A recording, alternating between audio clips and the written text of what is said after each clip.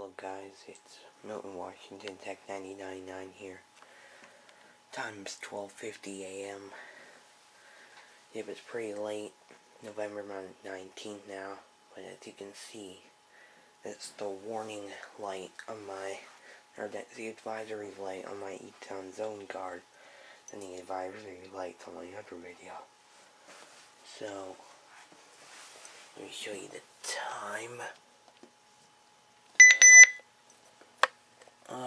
I don't know if you can see that, but it says 7 minutes ago, a required monthly test was issued.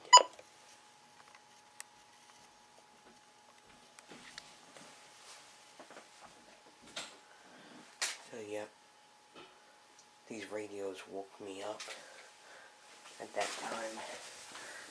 I was super surprised when it said required weekly test, because I was like, or monthly test, because I was like, when are required monthly tests issued over no weather radio in the middle of the night?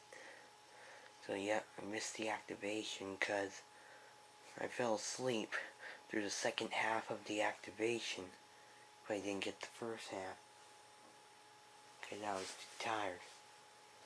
Anyways, I'll see you guys later, and this is a missed EAS, Washington Tech 99.9, signing off.